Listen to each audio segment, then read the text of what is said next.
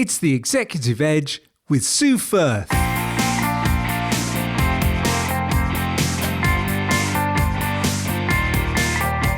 The podcast that gives you an edge in life and business with practical skills that you can apply to achieve and maintain success.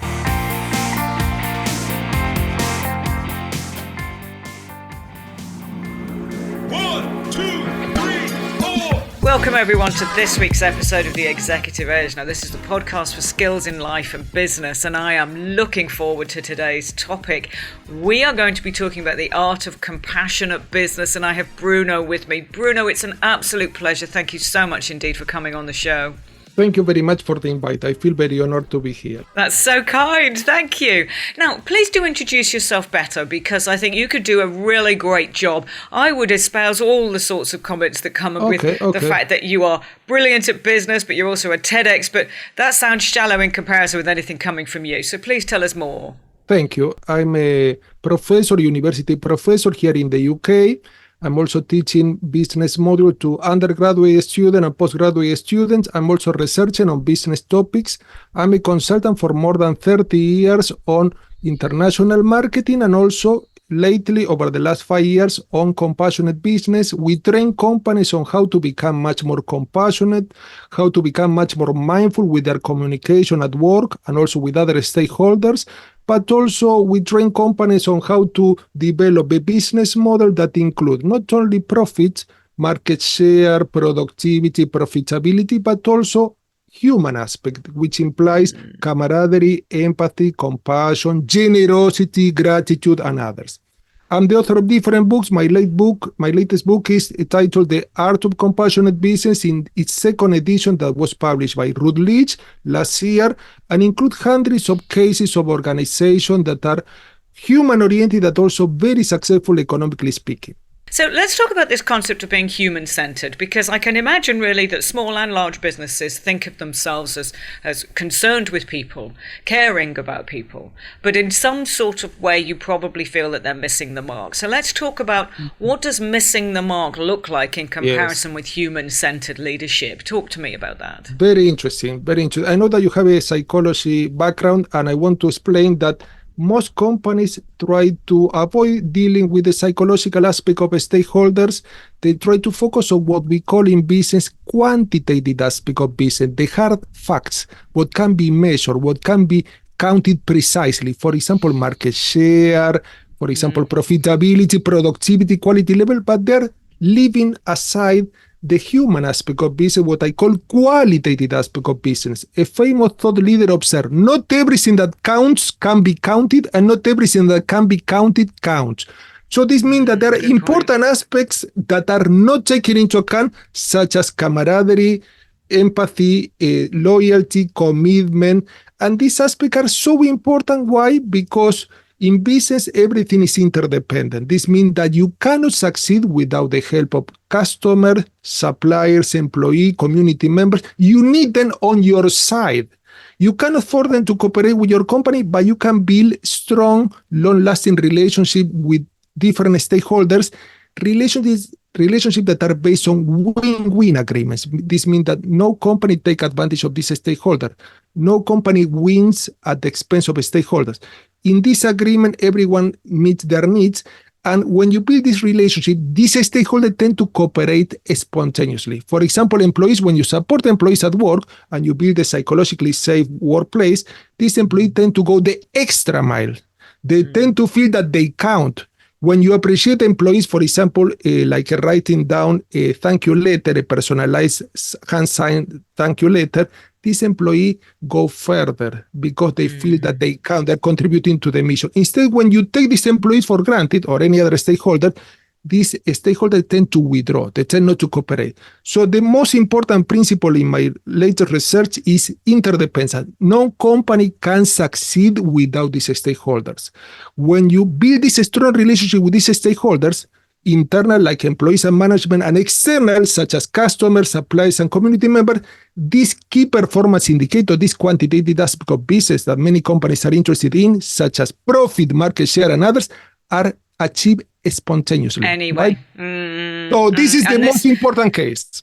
This makes sense. I mean, I think one of the things which is interesting to me really is that you would assume that all of us are culturally growing up as we grow through our teens and in our 20s to appreciate people from the point of view that we know how to cause offense versus keep people happy, keep them on side, make friends, develop relationships. How come we go into business then and we don't seem to espouse these same values there? Very interesting. There is a very important factor that is a lack of awareness and busyness. People are continually busy. So this means that they cannot take time to build relationship. They feel that they're wasting time when they try to build relationship with others because they feel that there are things that are more important and urgent, such as bringing about profits, bringing about much more market share and others.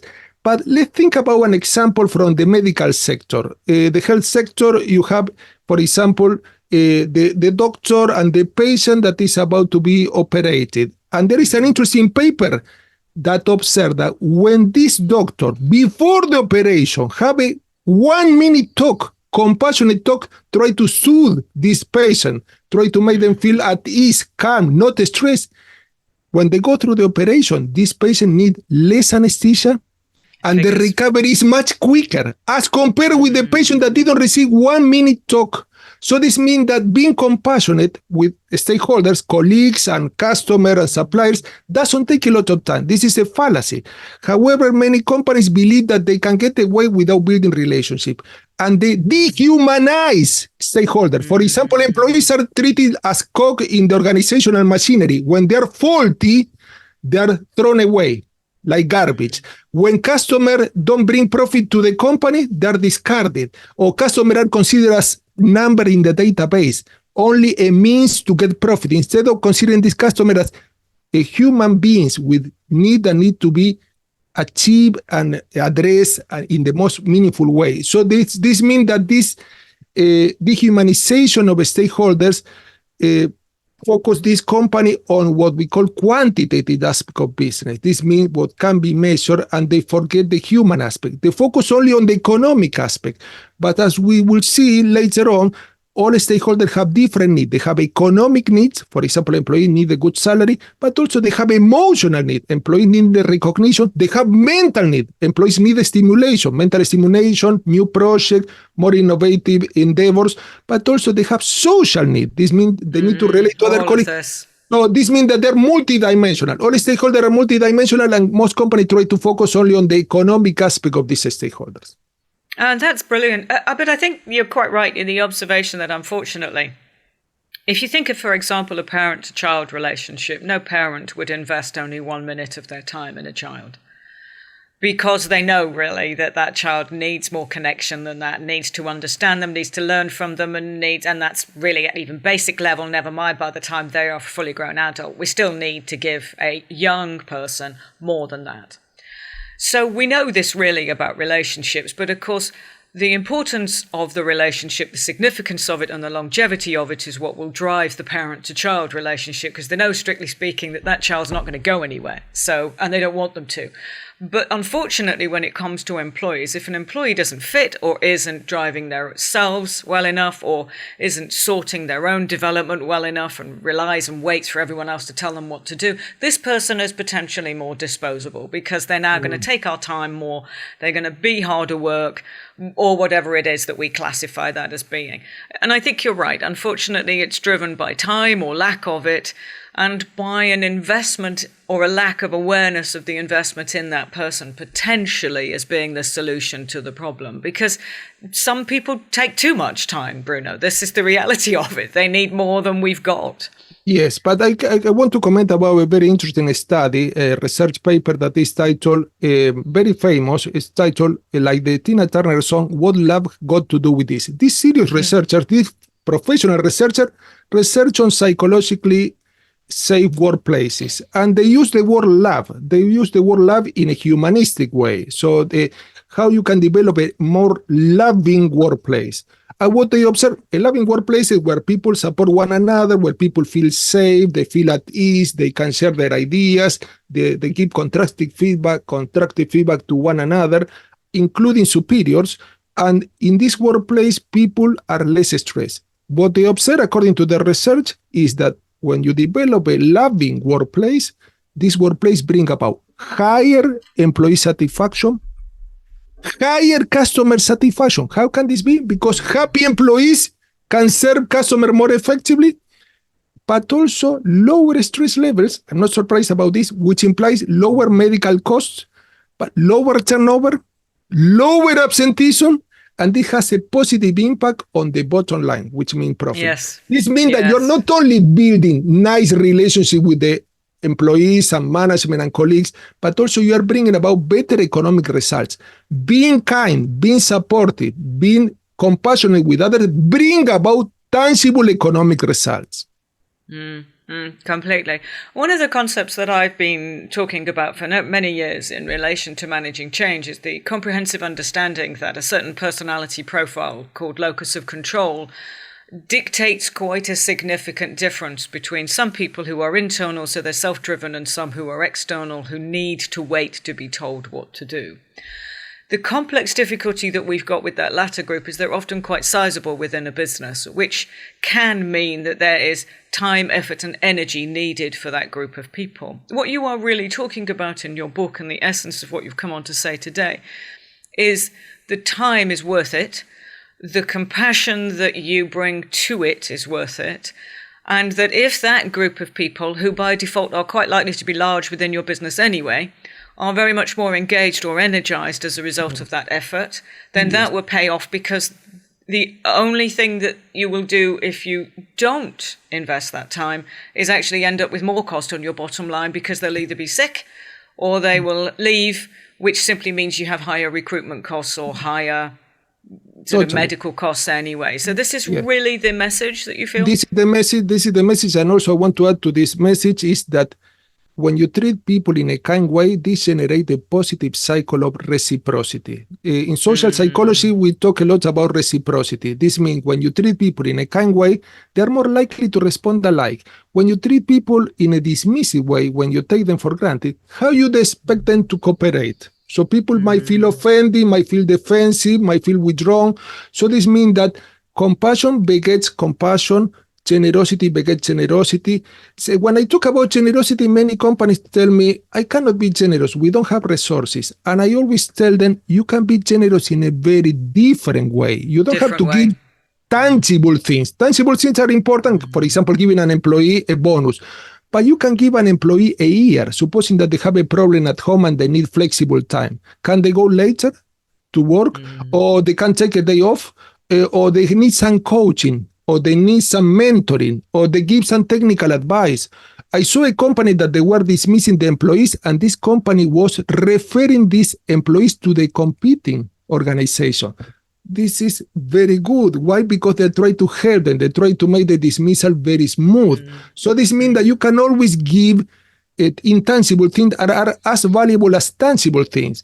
And when you are generous, according to research, there is a full chapter on generosity in the book, you tend to bring about more generosity, what we call more pro-social behavior. People observing the generous act also feel inspired, they feel elevated, and they tend to act alike. And the generous person is also bringing about a positive cycle of reciprocity. The person that is receiving the gift is also feel prompted to act in a generous way, what bring about much more psychologically safe workplace. Thank you. So let's talk about one or two of the real thorny issues, if you like, that business people struggle with. One of them is inevitably what we've come to call by various names the terrorist. So this is the disengaged, hard work, constantly complaining, or very cynical employee. How do we enable everyone else whilst also dealing with that individual who's otherwise quite time consuming or may very well rot the apple from the core? What do we need to do with them? It's difficult. It's difficult because you cannot control this employee. But what you can do is give the example. What I observed that the example counts when you, for example, start acting in a supportive way, in a compassionate way, you tend to bring about a positive cycle of reciprocity, especially those that have a leadership role, because employees are always looking into the leader behavior and also how the leader behaves, if they behave in an ethical way or behave in a benevolent way. So this is quite important, but also this employee obviously is not behaving well and is hurting the organization in some way, well, they might consider that this is not the right place for the employee. We don't have to be obviously indifferent to this situation, but in many cases, the employee act in a rebellious way or in a very rambunctious way because they feel support, or in some cases they're resentful because they are not recognized. In some cases they work long hours and the employee never receive a thank you letter, or in some cases company forget about celebration. Many companies take for granted this result, and I observe that companies that are very successful, they take the time to celebrate, not only once a year when the year is finished and the objective have been achieved, but in some cases they can celebrate once a month with a dinner that is paid by the company to socialize with the colleagues and to celebrate the achievement. This means, and in this type of meetings, employees will not talk about business topics. They will try to meet to one another on a personal level. So research has shown that this social event, when people come back to work from this social event, they tend to be much more revitalized, their energy levels are much higher, and they tend to be more productive. Instead, when employees are continually talking about work and they don't have time to relate to colleagues on an emotional and mental level, these employees tend to get depleted and are likely to burn out. So we have to avoid this, because at the end, employees before being employees are human beings. They have family, they have problems, they are flesh and bone human beings with real problems, and they cannot leave all these problems aside. In some cases, they are required to behave in an unemotional level, but at the end, this emotion still exists in them, and in some cases, they repress or suppress, and they tend to burst out in a very unexpected way. I observed that some companies, to deal with this situation, they have counseling service inside. So they offer employees counseling service when they have some stressful times or when they have some challenges at home. They offer counseling supportive services so that the employee can convey their emotion and they can feel much more at ease. Yeah, and thank you. So just to piggyback on that before I ask my second question, I think what you're saying really is the terrorist may very well have a reason for behaving that way. Let's at least be human enough to feel that you have exhausted all possible options, which is proper discussion with them, proper questioning, proper analysis, and proper support. And then if that doesn't achieve something, there is such a thing as a person that doesn't fit your business. Yes. But if you then act in a very compassionate way as you release them, that too will look very good to other employees. And I think that's really what you're saying. It's true, it's true. But you know what? Many employees try to act in a defensive way because there is a lot of fear in the workplace. I talk about fear in the workplace a lot in my book, and I mention different type of fear. For example, employees are fearful of being fired, fearful of making mistakes, fearful of trying innovative things, fearful of being outpaced by colleagues, fearful of losing control of their role, especially when the company introduces big changes. So lot of fears. And when you are fearful, you cannot be focused, you cannot be productive because you are focused on the threat or perceived threat, on the perceived threat. So this means that, and as you know, as a psychologist, you tend to adopt a freeze, fight, flight mode. That is not the most creative mode. Why? Because it's survival mode, and you cannot connect to others in a very expansive way. You tend to contract, you tend to withdraw, in some cases you tend to not to cooperate, and this is not good. So whenever we audit organization to offer our consultancy services, we check if there is any fear in the workplace. Most of the workplaces have some type of fear. Why? Because they believe that, for example, micromanaging, that is a way of infusing fear, will make the employee more effective. And this is the opposite. Why? Because when you micromanage, you are treating like naughty children. And there are other people that are reliable by default, that they are responsible, they have a background, they have some experience that can apply. So not trusting them generate more distrust. Yes, very good point. Thank you. And I think that brings me probably really to the point that you have made in your book about trust. Now, many of us assume a level of trust because good, strong leadership and direction is, by its own way, investing in the people who need to follow you, and then those people follow the leader. So we expect trust. We probably implicitly assume it's there. What we're not perhaps paying attention to is the symptoms that suggest that actually there is a level of mistrust. And this is what you've just articulated, although we came at it through a completely different direction. Because when we said there's a terrorist and when there's fear, we're not connecting the fact that those things aren't there if everybody feels a level of trust. So talk to me a bit about trust then, Bruno. What do we need to do? Very interesting. Very interesting. I added this in my second edition of the book, the full section of trust. And trust is a very interesting topic. It's a very important factor. Why? Because when you have a trust-based workplace, you save a lot of time and you save a lot of cost. Why? Because you don't have to, for example, have everything in writing. People rely on one another on an oral level. So this means that they can talk and they know that they will walk the talk. They know that you will keep your promise. So this means that keeping our promises is a way to generate trust. Another way to generate trust is focusing on win-win agreements. This means fair agreements. You don't want to win at the expense of others because this will bring about distrust. Another important way of creating trust is talking about others people's emotion. There is an interesting paper that when people ask about other emotion, especially when they notice that other people are experiencing negative emotion, for example, they might feel sad, they might feel angry, they might feel fearful, and they assume that they have this emotion and they try to look into this. How are you? I noticed that you're a bit down. This generates trust, especially when the other person is bringing about some negative emotion. But also other way to bring about trust is adopting a much broader view of business, which include not only economic aspect, especially on the level of a business mission, but also social aspect. For example, bringing about some positive effect on the communities and environmental aspect, bringing about, for example, a positive impact on the planet. For example, environmentally friendly initiatives, for example, use of green energy. Why? Because when you compare companies that have a broader view of business, what we call the triple bottom line, profit, people, and the planet, as compared with the company that are only focused on the profit, the first group of companies tend to bring about a better profit, but also tend to attract more talented employees and better investors. Yeah, I agree. And I think they're probably likely to, because this younger generation who are now coming into our businesses, who range from 20 to sort of 28 or so, and obviously that's not discounting someone who's coming at 17, this is the group of people who have been brought up with an expectation that we need to pay more attention to wider issues, to bigger things than ourselves, and that we also need to give back, and that some of what we're meant to do in every day, if not every week or year, is whether it's give money or give time, it is to causes of some sort, so that we are supporting really the infrastructure of how it is we make our money or what it is we're doing it for. And obviously all of us, whilst in business, have a wider purpose, which is the planet. So I completely agree. I think having a purpose or a passion that gives people a desire to come into work because the money's going to get spent on something they care about is quite a big difference as well. This is quite important.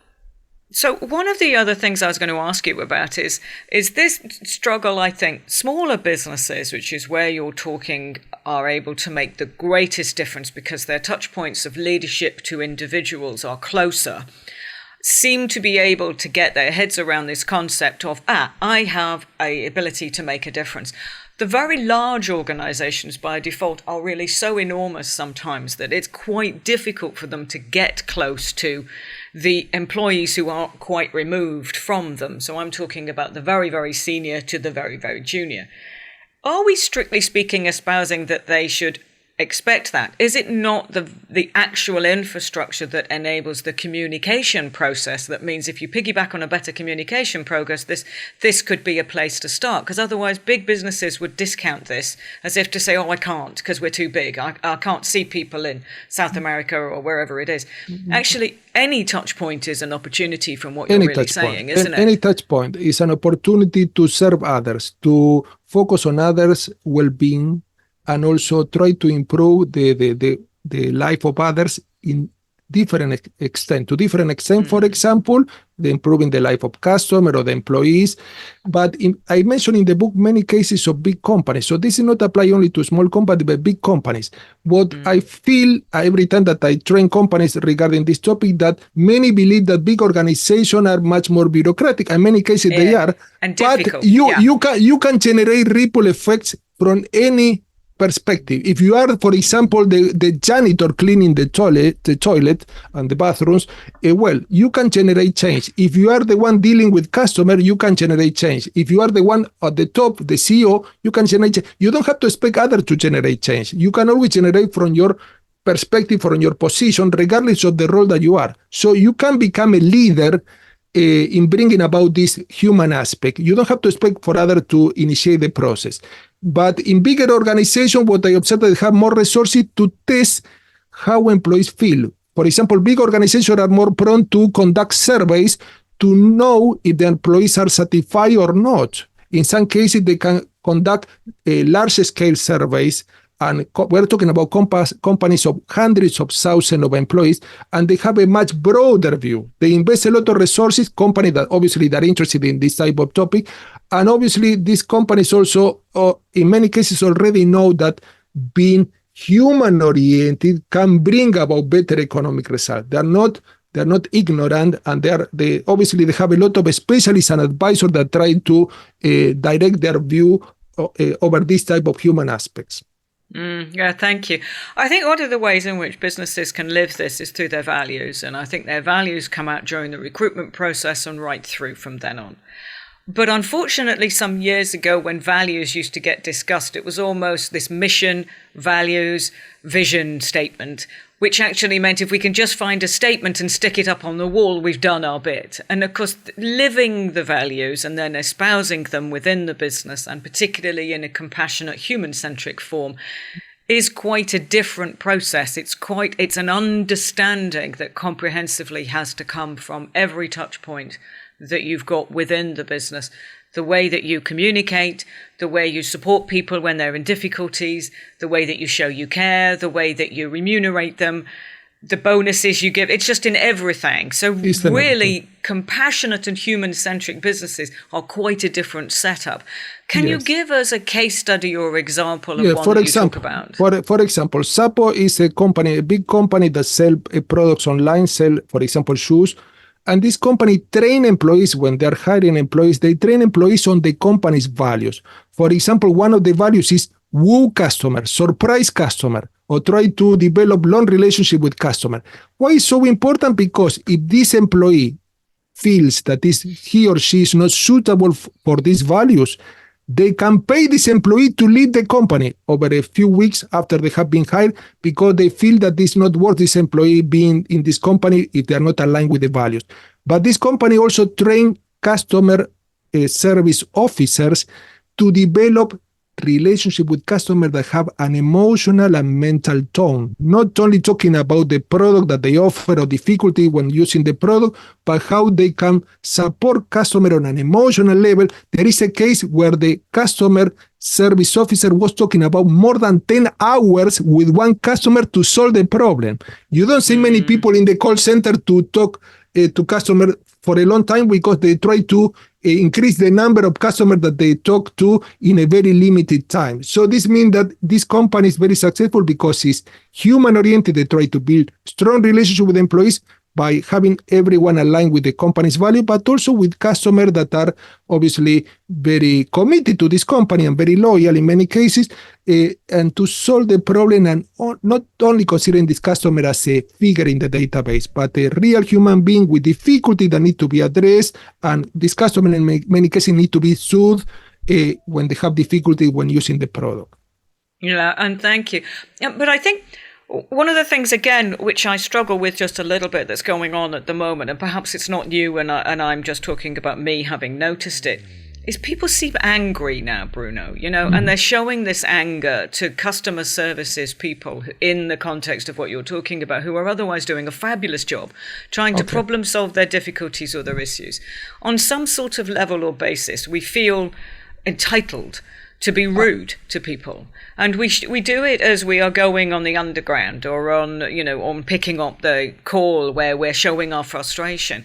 I cannot help but feel that some aspect of being human is now being dehumanized by virtue of us showing the fact that we are dissatisfied with either the government, because in our country, as you know, we're up against it somewhat, and Brexit and everything else has damaged us.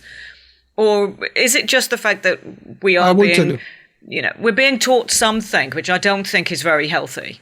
I tell you what is the main reason according to my experience and my research and obviously what I saw with company. There is one main reason that customer get angry in many cases is that the company adopts a selling attitude instead of adopting a serving attitude. Two different approaches. Serving attitude, you try to get the best for this customer. In some cases, this means that you can recommend this customer that they should go to the competing company. You don't sell any product. If you don't have any product suitable for them, you don't sell any product. You don't force them to buy your product. You don't manipulate them.